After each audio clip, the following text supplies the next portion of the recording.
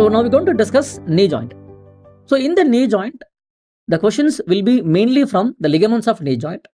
That too not from all the ligaments, mainly 6 ligaments only. Medial, lateral collateral ligament, anterior and posterior cruciate ligament, and about 2 meniscus. So from these 6 structures only we are getting questions. So we're going to discuss these structures only. Now to begin with, the knee joint, what type of joint? It is the modified hinge joint. It's not a hinge joint, it is a modified hinge joint or condylar joint. Now why you are saying it's a modified hinge joint? See, if you say hinge joint, only flexion extension movement will occur. Hinge joint, it is a uniaxial joint, movement in only one axis, flexion extension movement, that's all. But knee joint, it is not a hinge joint, it is a modified hinge joint. Why? Apart from flexion extension, we have locking and unlocking movements will occur. Rotation of the femur will occur. Okay, internal rotation and the external rotation will occur. So that is why we kept knee joint as the modified hinge joint or a condylar joint. Okay, right. Now we're going to discuss about the ligaments around the knee joint mainly. Now the knee joint is having the 2 ligaments on medial side and the lateral side. We don't have any ligaments in front or back of the knee joint. Why? I told you the main movement occurring at the knee joint is flexion extension. So we don't need any ligaments in the front and back of the knee joint. Any joint which is doing flexion extension movement, they have ligament only on either side, medial and lateral side. Elbow joint is having the collateral ligament. Ankle joint is having collateral ligament. So knee joint, again flexion extension movement will occur. So knee joint also having medial collateral ligament and lateral collateral ligament. So now we're going to discuss the collateral ligaments first. So medial collateral ligament and lateral collateral ligament. Now medial collateral ligament, just now I told you in the hamstring muscle discussion, medial collateral ligament is nothing but it is a primitive insertion of adductor magnus muscle. Primitive insertion of adductor magnus muscle. Yes, just now I told you. Now second point. Now see the medial collateral ligament. The medial collateral ligament is very close to medial meniscus. So please write, medial collateral ligament is closely attached to medial meniscus. Okay. Now what is the function of medial collateral ligament? The medial collateral ligament prevent the medial displacement of femur and tibia. So medial collateral ligament, it prevent the medial displacement of femur and tibia. Okay, right. So now we're going to see one important applied. What is that? The patient is having the severe blow on the lateral aspect of the knee joint. Okay, the patient is having the severe blow on the lateral aspect of the knee joint. See, please don't write, listen. Now because of that, the femur and the tibia, they move more medially. Now there is one ligament which prevent the medial displacement of femur and tibia. Just now I told you that is our medial collateral ligament. But now the patient is having severe blow. So the ligament is unable to withstand the force, which in turn leads to a tear of which ligament? Medial collateral ligament. So because of severe blow on the lateral aspect of the knee joint, the patient is having the tear of medial collateral ligament, number 1. Just now I told you, medial collateral ligament is closely attached to medial meniscus. So patient also have tear of medial meniscus. Now medial meniscus, again other side, which is attached to close to ACL, which also going along with the medial meniscus. So patient also have tear of ACL ligament. Now see this diagram. So now the patient is having severe blow on the lateral aspect of the knee joint, which in turn leads to tear of medial collateral ligament, number 2 medial meniscus, and number 3 ACL. Now this condition is called unhappy triad or terrible triad. So in unhappy triad or terrible triad, you see the tear of 3 structures. What are those? Medial collateral ligament, medial meniscus, and ACL. Okay. So now we're going to write, yes, unhappy triad or terrible triad. So please write, the patient is having the severe blow on the lateral aspect of the knee joint. severe blow on the lateral aspect of knee joint when the patient planted his sole firmly on the ground. So patient is having severe blow on the lateral aspect of the knee joint when he planted his sole firmly on the ground, which leads to tear of medial collateral ligament, which leads to tear of medial meniscus, and also leads to the tear of anterior cruciate ligament. Now, the involvement of these three structures, tear of these structures is called terrible triad or unhappy triad. Okay, terrible triad or unhappy triad. Recent INECT question. I think 2022 May or 2021 November INECT we got this question. Structures affected in the unhappy triad or terrible triad. Okay, yes, that's all about the medial collateral ligament. Now next we're going to see the lateral collateral ligament. So next one, lateral collateral ligament. Now lateral collateral ligament which prevent the lateral displacement of femur and fibula. Right. Now see the gap between the lateral collateral ligament and lateral meniscus. It is not like medial collateral ligament and medial meniscus. Medial collateral ligament is very closely attached to medial meniscus. Whereas lateral collateral ligament, between lateral collateral ligament and lateral meniscus, we have a gap. And that gap transmit tendon of popliteus. So please write, we have a gap between lateral collateral ligament and lateral meniscus. The gap between these two structures which transmit the tendon of popliteus is very important. Why, sir? Because they asked you this question. Now, during the knee joint, what is the most commonly affected meniscus? Medial meniscus greater than lateral meniscus. Why medial meniscus? Because medial meniscus is immobile. It is fixed to the surrounding capsule.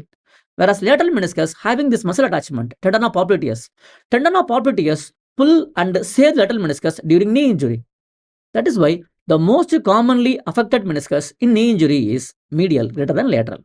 Okay. So please write, during knee injury, the tendon of popliteus pull and save the lateral meniscus. Okay. So the most commonly affected meniscus during knee injury is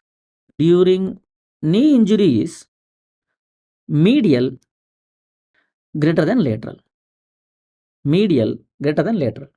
Because medial meniscus is immobile.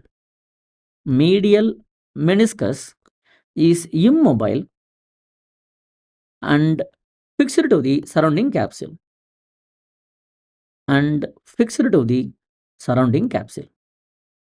Okay. Yes. These are the points that you know about the two collateral ligaments. Next, we're going to discuss about meniscus. Now, what is meant by meniscus? What is meniscus? See, meniscus is nothing but the fibrous cartilage. Meniscus is nothing but it's a fibrous cartilage. See, what is the function of fibrous cartilage? Fibrous cartilage function as shock absorber. So wherever you need the shock absorber function, those areas are presented with fibrous cartilage. See, knee joint, it is the joint which transmit the entire weight of our body to the ground while standing. So there are some chances for the friction between the femur and tibia, and that is reduced by this meniscus. So meniscus act as a shock absorber. That is why meniscus, it is the fibrous cartilage. And we have two meniscus, medial and lateral meniscus. Okay, right. Now before seeing the difference between these two meniscus, now see the diagram. Now in this diagram, we are seeing the upper surface of tibia. That is superior surface of the tibia. We are seeing two condyles. Now in between the two condyles, we are seeing this area. That is our intercondylar area of tibia. In the intercondylar area of tibia, we have the attachment of 6 structures from anterior to posterior. From anterior to posterior, we have these 6 structures. Okay, right. Now, during my PG preparation and during my PG time, they told the mnemonic to remember these 6 structures from anterior to posterior is Medical College Lucknow and Lucknow Medical College as a mnemonic. Again, we're not going to use this mnemonic because sometimes you may have a confusion where to begin. Now, you may have doubt. Sometimes you may think the mnemonic as Lucknow Medical College or Medical College Lucknow as a mnemonic. Now, you may have a doubt where to begin. Now, if you change the order, then see ML, CM, LC, LM, MC, CL. So, the structure's orientation is completely wrong. So, that is why I'm not going to use this mnemonic. That is why I'm not going to use this mnemonic. And the mnemonic what we're going to use is McCallum. So, McCallum is a mnemonic to remember the structures attached to the intercondylar area of tibia. Brendan McCallum. McCallum is a mnemonic. So, McCallum means you have to start from M only. M, C, L, L, M. Okay, that is the mnemonic we're going to use to remember the structures attached to the intercondylar area of tibia. So, McCallum is a mnemonic. M, C, L, L, M. Now, here you don't have any confusion. His name is McCallum only, not Luckallum. So, I have to start with M only. So, M, C, L, L, M. That is the mnemonic to remember the structures attached to the intercondylar area of tibia. Okay? Yes. Now, the anteriormost structure is our M. I told you mnemonic McCallum. M, C, L, L, M. Last C. Okay? So, now McCallum, first starting is M. M is medial meniscus. The medial meniscus anterior end. See our anterior cruciate ligament. Okay. L, lateral meniscus anterior end. Again L, lateral meniscus posterior end. Again M, medial meniscus posterior end. Last one C, posterior cruciate ligament. So these are 6 structures attached from anterior to posterior in the intercondylar area of tibia. Again, this is very important for the INACT exam. In the INACT exam, they will ask you this. Arrange the structures sequentially, which is attached to the intercondylar area of tibia from anterior to posterior. Likewise, they may ask you, again, very important for the INACT exam in the sequence pattern question. Okay, definitely you will get this question for sure. Okay, right. Now, next one. So, now we know the structures attached to the intercondylar area of tibia, and I told the mnemonic McCallum.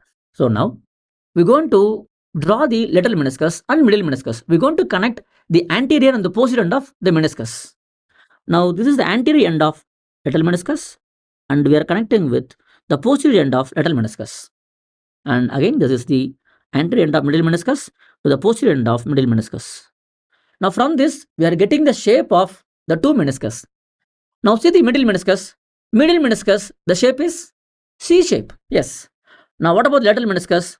The lateral meniscus, almost the 2 ends are very close. The shape is almost circular. Okay. So, now what is the shape of medial meniscus? Medial meniscus is C shape.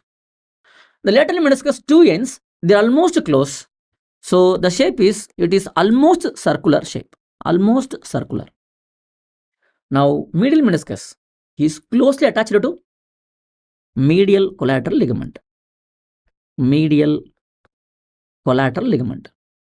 Whereas lateral meniscus attached to the tendon of popliteus. Very good. Tendon of popliteus. Now, during knee injury, what is the most commonly affected meniscus? Most commonly affected meniscus. What is that? Medial greater than lateral. Because medial meniscus is immobile and fixed to the surrounding capsule. Okay? Right. That's all about the meniscus. Next, we're going to discuss about the cruciate ligaments. Okay? Now, we have 2 ligaments, anterior and posterior cruciate ligament. ACL and PCL. Now, again, knee joint, synovial joint. Yes, we know that. Now, this is our femur bone, the condyle of the femur bone. Now, any synovial joint, they have a basic description. What is that? They have a fibrous capsule surrounding the joint. That is the capsule. Now, inside the capsule, you have the synovial membrane. Now this is our synovial membrane. This is the synovial membrane. Okay, that is the synovial membrane. Now our ACL and PCL, they are present here. The ACL and PCL, they are present here. So these two ligaments are cruciate ligaments. Now both ACL and PCL, they are present inside the capsule. Yes or no? Yes. So both crucial ligaments, they are present inside the capsule. So they are intracapsular. They are present inside the capsule, intracapsular. But they are present outside the synovial membrane. They are not covered by synovial membrane. They are present outside the synovial membrane. So they are extrasynovial. So both crucial ligaments are intracapsular, extrasynovial. Again, this is itself a question. The crucial ligaments are intracapsular, extrasynovial. They confuse you. Extracapsular, intrasynovial, intracapsular, intrasynovial, extracapsular, extrasynovial. Likewise, they confuse you. Please remember, the crucial ligaments are present inside the capsule, intracapsular, extrasynovial. Clear? Right. Now, the knee joint is having crucial ligament. Why, sir? Why they have crucial ligaments, sir? I told you. The entire weight of the body, it is transmitted to the ground via knee joint only while standing. Knee joint need some strong ligaments to hold the femur and tibia. So wherever you need more strength, so those areas are presented with crossing structures. So I told you the crucial ligaments are present inside the capsule and outside the synovial membrane. Fine. So now we know the basic point for ACL and PCL. Both ACL and PCL are intracapsular and extrasynovial. Fine. So now we're going to write the points for ACL only. We are not going to write any points for a PCL. PCL, I will say the point. You just compare with the ACL. The ACL and PCL, they are exact opposite. No need to read the both ligaments and get confused. Okay. I write the points for ACL just to compare with PCL. Okay. Right. Now ACL ligament. Now first point, the tibial attachment. Now tibial attachment, both ACL and PCL, they start from tibia and they go to femur. This is common for both ACL and PCL. They start from tibia and they go to femur. This is common point for ACL and PCL. Now ACL, it is starting from the anterior part of intercondylar area of the tibia. Okay. Now what about PCL? PCL is from the posterior part of intercondylar area of tibia. Okay. Right. First point over. Now second point. So ACL, it is starting from the anterior part of tibia and they go to posterior part of the femur. Now what about our PCL? PCL is starting from the posterior part of the tibia and they go to anterior part of the femur. Okay.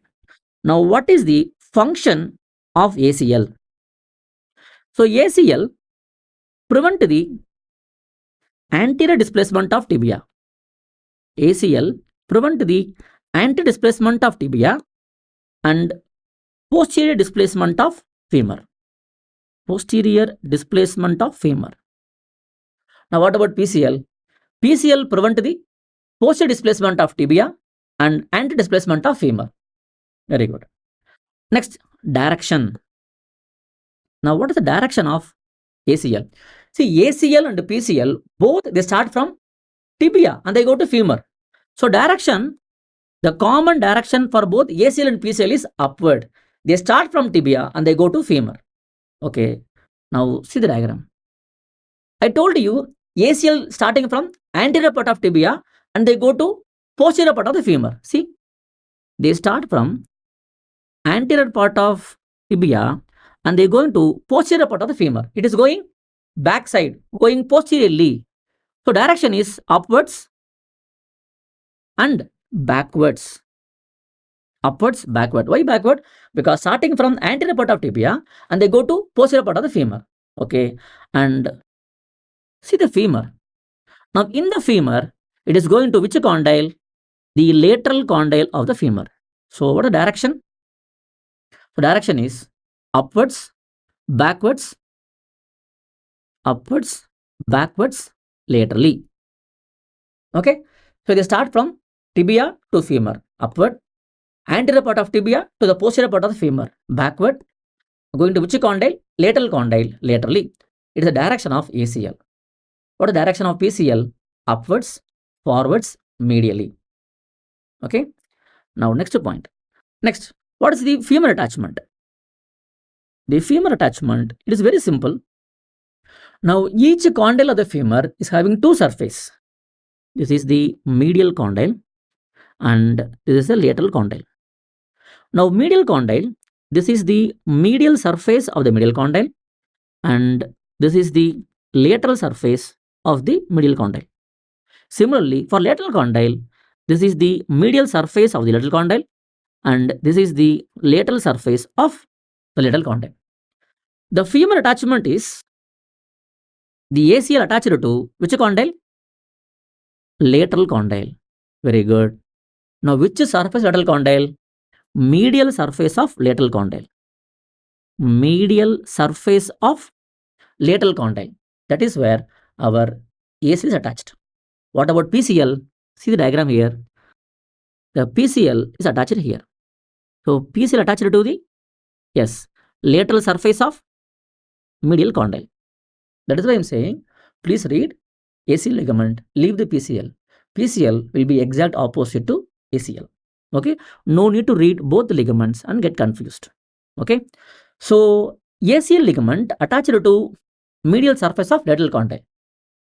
I told you, ACL starting from anterior part of tibia and they go to posterior part of the femur. So, the ACL exactly attached to posterior-superior aspect of the medial surface of lateral condyle. That is the exact attachment of our ACL on the femur. I told you it is going to posterior, exactly saying posterior and superior. So, ACL exact attached to posterior-superior aspect of the medial surface of lateral condyle. That is the exact attachment of ACL. What about PCL? Just see the point and tell me. PCL attached to antero-inferior aspect of the lateral surface of medial condyle. That is why I am saying, please don't read both ligaments.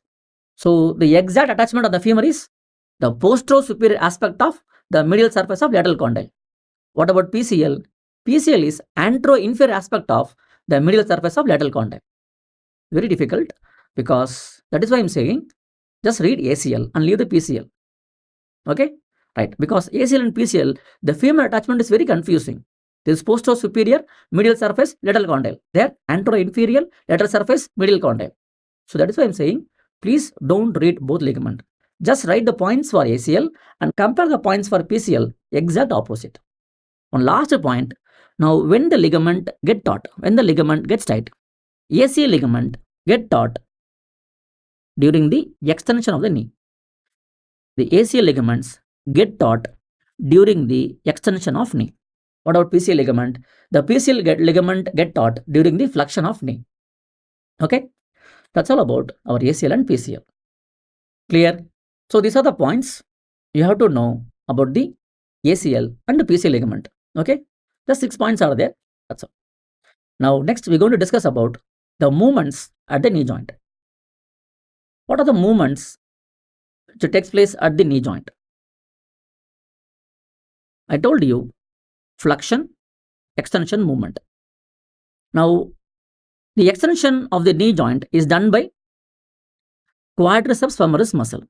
I told you, yes, that muscle cross the knee joint on the front side will do extension. Now, the flexion of knee is done by hamstring muscles. Hamstring muscles. What are those? Semitendinosus muscle, semitendinosus muscle, semimembranosus muscle, biceps femoris muscle, and in the leg we discuss this muscle, popliteus, and the weak flexor of knee is our gastrocnemius muscle. Gastrocnemius muscle, it is taking origin from the condyles of the femur, so they cross the knee on the backside, so they also do a mild flexion. These are the muscles doing the flexion and the extension of knee. I told you, knee joint, it is a modified hinge joint. Apart from flexion extension, rotation movement also occurs. So, in the knee joint, locking and unlocking of knee joint will occur. Now you see the small animation and then we proceed. So in this, yes, small animation, we are seeing the extension of knee. Now after completing the extension of knee, now this is femur and this is tibia. Now see the femur bone. After completing the extension, now the femur bone is rotating inside and that is called locking of knee joint. So now locking of knee joint.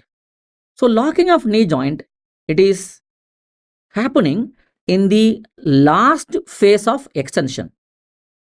In the last phase of extension, yes, the femur bone is rotating inside. Now this is tibia and this fibula.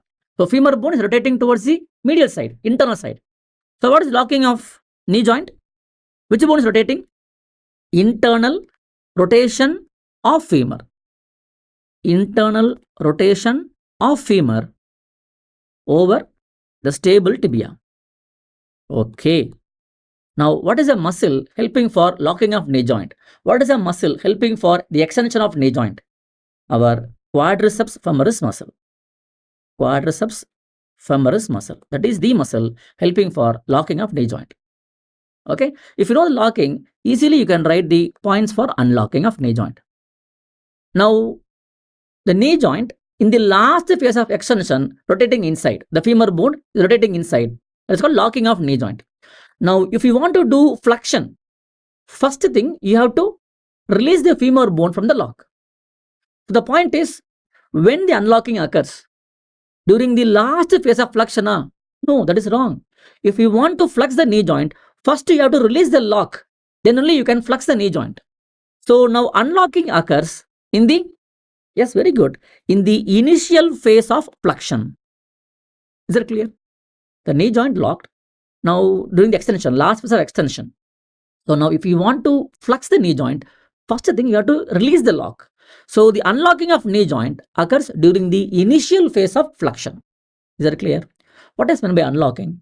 Unlocking is, for locking, the femur rotate inside. For unlocking, it is the external rotation of femur over the stable tibia. Okay? Yes.